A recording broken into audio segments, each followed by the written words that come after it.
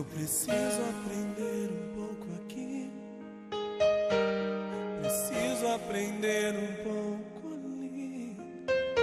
Eu preciso aprender mais de Deus, porque Ele é quem cuida de mim. Se uma porta se fecha aqui, outras portas se abrem ali. Eu preciso aprender mais de Deus, porque Ele é quem cuida de mim.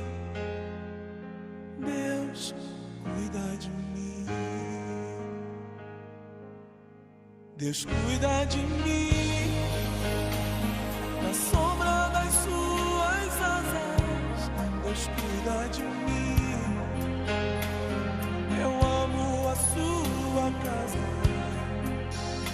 e não ando sozinho, não estou sozinho, pois é. Deus cuida de mim. Deus cuida de mim na sombra das suas asas. Deus cuida de mim. Eu amo a sua casa e não ando sozinho, não estou sozinho, pois é. Deus cuida de mim. Se na vida não tenho direção e preciso tomar decisão, eu sei que existe alguém que me ama. Ele quer me dar a mão. Se uma porta se fecha aqui, outras portas se abrem ali. Eu preciso aprender mais de Deus, porque Ele é quem cuida de mim. Deus cuida de mim. Oh, oh, oh. Cuida de mim na sombra das suas asas. Deus cuida de mim. Eu amo a sua casa e não ando sozinho, não estou sozinho, pois é. Eu sei, Deus cuida de mim.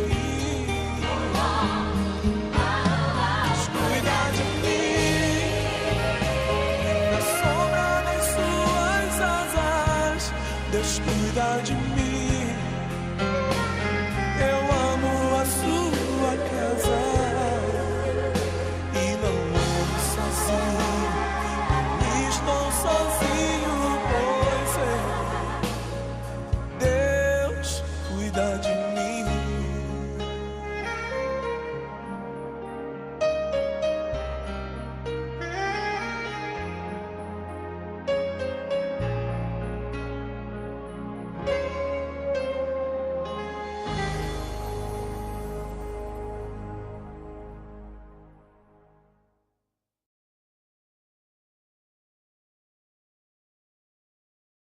Hoje estarmos juntos aqui.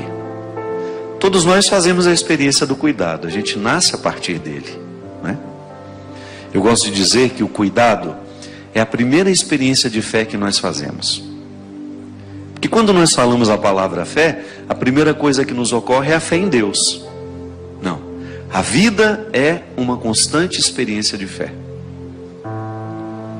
Você vai comer um pão de manhã, você tem fé que o padeiro não envenenou o pão, não é? Você sabe que tem gente que cria essa neurose. Não cria não é para você desenvolver essa neurose não.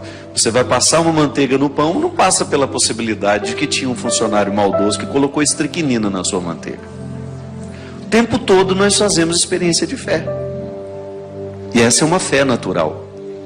Eu acho muito interessante que no processo humano, a experiência do cuidado já nos sinaliza para aquilo que depois espiritualmente nós vamos compreender.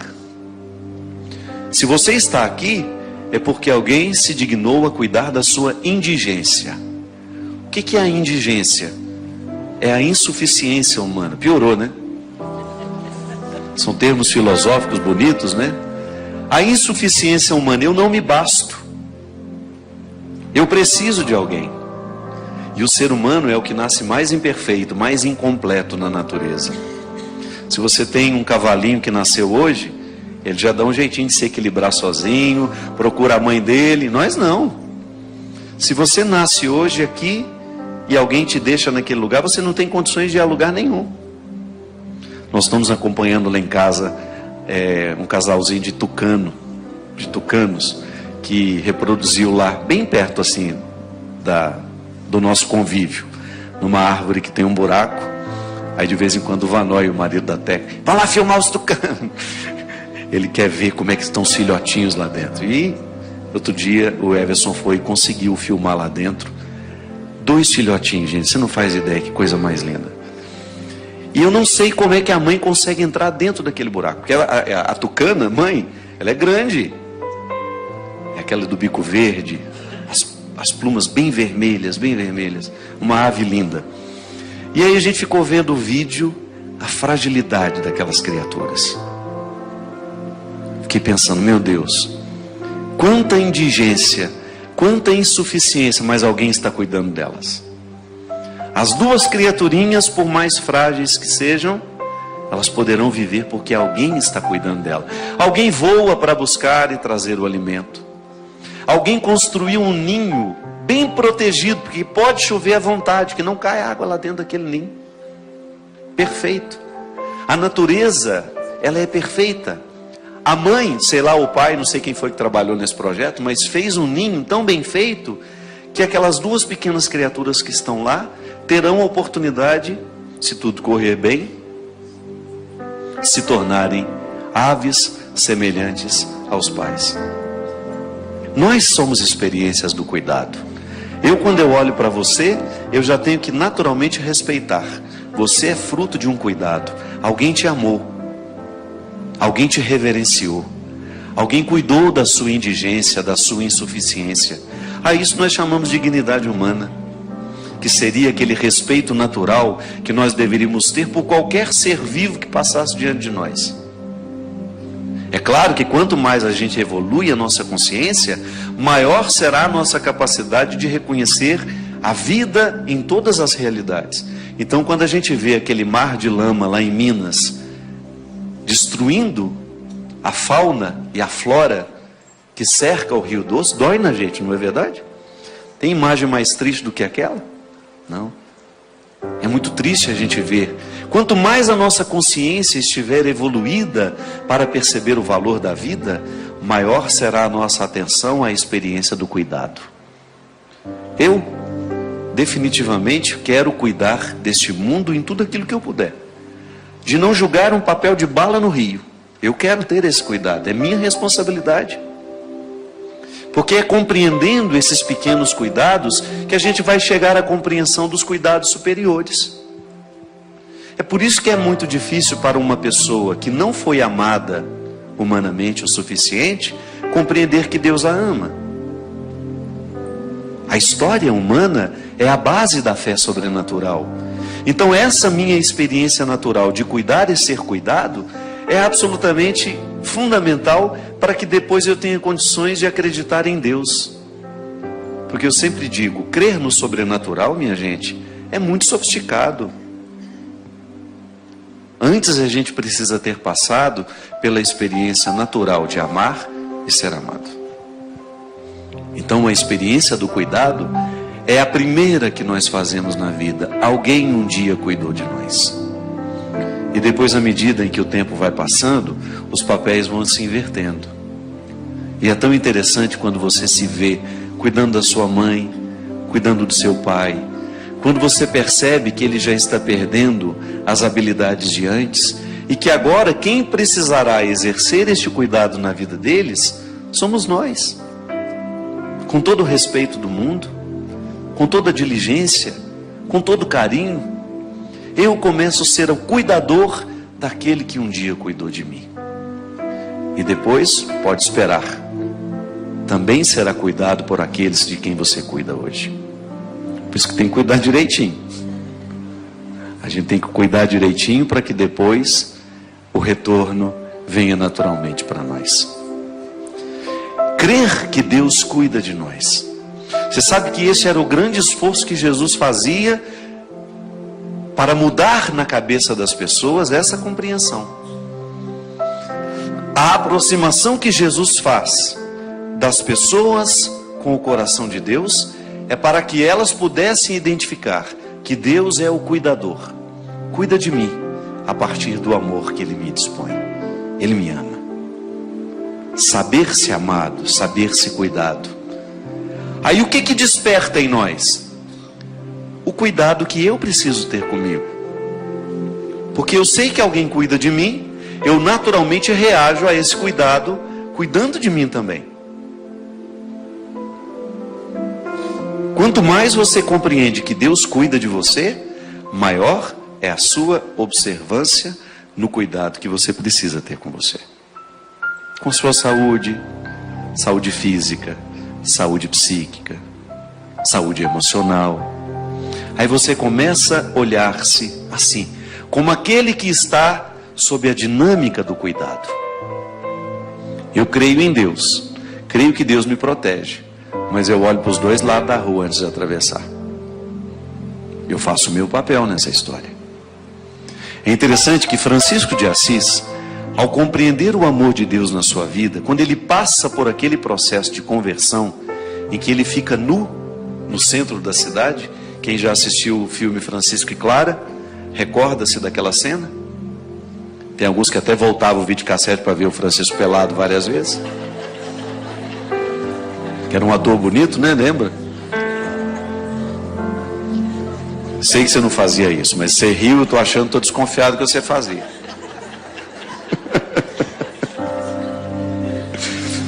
Aquele momento em que Francisco fica nu, aquilo é cheio de significado. A nudez de Francisco em praça pública é cheia de significado.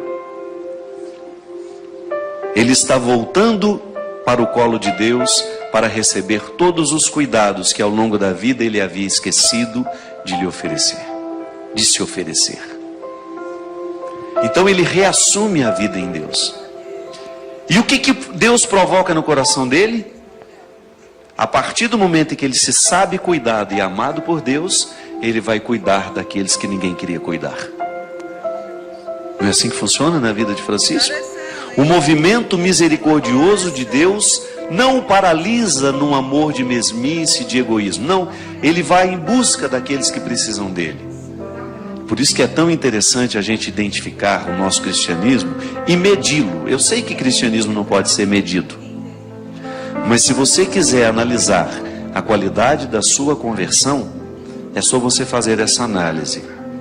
O quanto que você já é capaz de cuidar dos outros que precisam de você. Cristianismo que só nos dá o status de cristão? Que não me move na direção dos que precisam de mim? Que cristianismo é esse? Cristianismo de fachada? Só para o outro ter uma boa impressão minha? Não é este cristianismo que foi tão condenado ao longo dos séculos e que fez até em alguns momentos a igreja ficar desacreditada? Não é essa a religião que Jesus condena na sua época? Olha, aquele que não for capaz de se mover na direção de um que sofre, de um que precisa de ajuda, não pode se dizer meu representante. E é por isso que é bom a gente pensar isso. A gente colocar na balança do nosso cristianismo o tanto que nós já dispensamos do nosso tempo gratuitamente para o outro.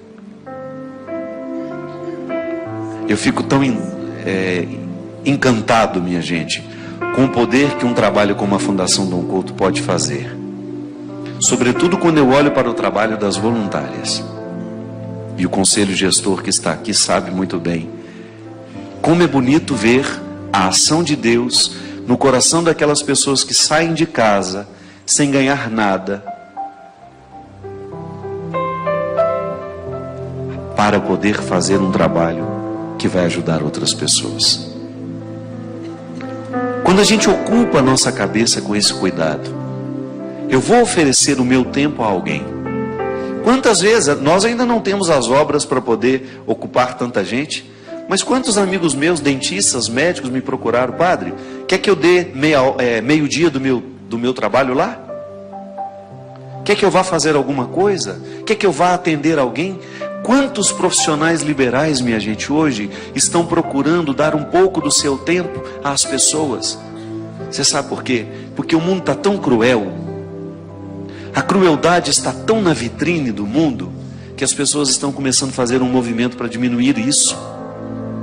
Como é que eu posso diminuir essa crueldade que está na vitrine do mundo e que é notícia em todos os lugares? Fazendo o bem nas proporções que me cabe. Um gesto de amor, de doação, um dinheiro que eu posso oferecer, uma ajuda àquele que tem menos do que eu, uma oportunidade de fazer pelo outro o que ele não pode fazer por si mesmo, porque não é manutenção de gente preguiçosa. Eu sempre tenho esse critério. Eu não posso manter a preguiça do outro. Eu gosto de ajudar quem se ajuda. Estou errado? Não. E gosto de mover o outro na direção de suas soluções. Eu não posso passar a mão na cabeça do meu irmão, da minha irmã, do meu primo, da minha mãe, do meu pai, e ficar eternamente dando a ele, fazendo uma manutenção que o priva de tomar coragem de ir atrás daquilo que precisa fazer. Posso dar um exemplo aqui muito concreto. Essa criatura que está ali, na quarta fileira, Maria, está do lado da Dona Augusta, está de branco lá. Isso. Filma a Maria para mim, por favor. A Maria mora em frente lá de casa. Ela trabalhou lá na minha casa antes de eu morar lá, porque ela que fazia a refeição dos funcionários que trabalhavam na obra. E depois fui ficando amigo da Maria, fui ficando amigo dela. Hoje ela é uma das colaboradoras que estão lá em casa. Mas você sabe o que eu mais admiro nessa criatura? É o tanto que ela cria soluções para os seus problemas. Nunca vi a Maria reclamar de falta disso, falta daquilo. Ela passa os apertos dela, mas está lá toda sexta-feira, passa o dia inteiro fazendo bolo para no sábado vender na feira. Faz pano de prato, borda, tudo que você puder, essa mulher corre atrás para fazer, para poder ter dignamente o sustento de sua família. Nós precisamos de muitas Marias. Nós precisamos aprender com essas Marias, porque às vezes nós ficamos parados lá no nosso sofrimento, esperando que o outro venha trazer soluções para nós. Não. Deus cuida de mim quando eu regaço as minhas mangas, crio vergonha na cara e começo a correr atrás das soluções que só eu posso construir na minha vida. Deus é glorificado nos corações corajosos assim, minha gente. Deus é glorificado e o país é movido a partir de pessoas assim, que não esperam as soluções caírem nos seus braços, que não esperam que outras pessoas venham fazer por elas o cuidado que lhes cabe. Isso é fé, isso é cristianismo. Eu acredito em Deus, então eu levanto todos os dias de manhã e vou atrás das soluções que eu preciso construir para os problemas que eu preciso enfrentar. Deus cuida de mim, à sombra das suas asas. Deus cuida de mim, eu amo a sua casa e não ando sozinho, não estou sozinho, pois sei, Deus cuida de mim. Deus cuida. Aí parafrase agora. Como é que Deus cuida de você? Quando é que Deus tem a oportunidade de cuidar de você através de você mesmo? Porque é tão bom a gente ficar esperando que Deus cuide de nós através do outro. É tão cômodo. Vem cá, cuida de mim, meu Deus. É tão cômodo a gente esperar que Deus cuide de nós através do outro. Não estou dizendo que isso não vai acontecer, não. Vai. Você pode ter certeza que o cuidado de Deus é abrangente e inteligente. Ele sabe muito bem quando ele precisa enviar um anjo para cuidar de você. Mas ele também sabe quando precisa te deixar sozinho. Porque quem cuida, quem ama, quem educa, sabe deixar sozinho na hora que ele precisa enfrentar-se. Aí é aquele território que ninguém pode atravessar por você. Na terça-feira passada, a minha mãe, naquela queda que ela sofreu lá no Teatro Municipal, logo após a gravação do meu DVD, uma fratura terrível, parecia que eu estava vivendo aquele filme, Dona Lucy, que nós vivemos há 5 anos atrás, quando ela fraturou uma perna. E eu me lembro, gente, que era umas 4 horas da manhã, eu estava com ela dentro de um hospital público no Rio de Janeiro, porque a ambulância não leva para nenhum outro hospital, a não ser aquele hospital público. Estávamos lá, um sofrimento, tadinha, aquela dor lancinante, cada movimento que fazia com ela. E aí eu sozinho, eu e ela, ficamos quase umas 2 horas lá nesse lugar, só nós dois. Eu olhava para ela, por mais que eu quisesse cuidar dela, aquela dor era dela. E não tem nada que pode nos doer mais do que você identificar esse limite. O cuidado tem limite. Ah, se eu pudesse entrar no corpo dela e sentir aquelas dores por ela. Ah, se eu pudesse incorporar aquele momento. Não. Na nossa vida espiritual é a mesma coisa. Por mais que Deus ame você, Ele não tem como fazer por você aquilo que é seu. Só que tinha um detalhe. Ela segurava a minha mão, aquela mão que suava frio. A gente deitava o rosto um no olho do outro. Sobretudo nas horas que precisava movimentar a perna ou passar de uma maca para aquela coisa horrível. A gente encostava o rosto um no do outro assim. Ali era como se alguma coisa acontecesse, que aquele sofrimento tornava-se suportável. Sim, Deus faz o mesmo com a gente. Ele não pode viver a nossa dor, mas Ele encosta o rosto para ajudar a sofrer. Para que você não se sinta tão abandonado naquela hora. Para que você não se sinta tão só naquele momento de agonia, naquele momento de desolação. Aí a gente vai se tornando cada vez mais confiante de que, embora eu tenha de enfrentar sozinho, Ele está do meu lado. Mas essa pergunta, minha gente, ela é absolutamente natural na vida de quem é maduro. Deus cuida de mim através daquele que chega, mas Ele precisa, sobretudo, cuidar de mim através de mim mesmo. Ninguém segura aquele que tem essa consciência. A fé é muito encarnada naquele que compreende-se assim. Eu preciso fazer por mim o que Deus faria se estivesse agora aqui, com a mesma possibilidade que eu, com a minha vida nas mãos. Com a minha vida nas mãos. Porque às vezes nós dizemos, Deus cuida, Deus está no comando. Essa frase vai na frente de muito preguiçoso por aí. É Deus no comando e eu não comando nada. Não, pelo amor de Deus. É Deus no comando, agindo aqui no meu bom senso, na minha vontade, fortalecendo o meu desejo de cada vez mais fazer o que é certo. Aí sim, a compreensão no cuidado de Deus em nós, na nossa vida, é absolutamente transformador. Porque nós, em nenhuma hipótese, vamos aceitar ficar de braços cruzados, esperando que Deus nos traga o pão da manhã. Porque até o maná, que naquela novela que estava passando, o maná parecia aquela pipoca Globo. Já caía prontinho no chão, não era? Vocês viram? Achei engraçado, parecia que está chovendo pipoca da Globo. Pipoca Globo. Não. O maná era um fruto que precisava ser cozido. Ele não vinha pronto. Exigia um trabalho humano. É igual a travessia no Mar Vermelho. Você acha que o mar estava aberto para o povo passar? Não. Eles tiveram que enfiar o pé na água na hora do desespero, para que depois o mar fosse abrindo. Diga ao povo que caminhe. É a frase que Deus dá a Moisés no momento em que ele vai lá reclamar apavorado. O que eu faço com o povo? O mar está diante de nós. Diga ao povo que caminhe.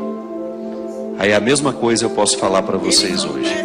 Quer que Deus cuide? Comece cuidando de você. Comece colocando na pauta do seu dia o cuidado que você precisa para tornar-se capaz de compreender o cuidado de Deus na sua vida. Não espere do outro aquilo que só você pode se oferecer. Deus cuida de mim, à sombra das suas asas. Deus cuida de mim. Eu amo a sua casa e não ando sozinho. Não estou sozinho, pois sei, Deus cuida de mim. Vai pensando aí no que você precisa cuidar em você para compreender nisso o cuidado de Deus.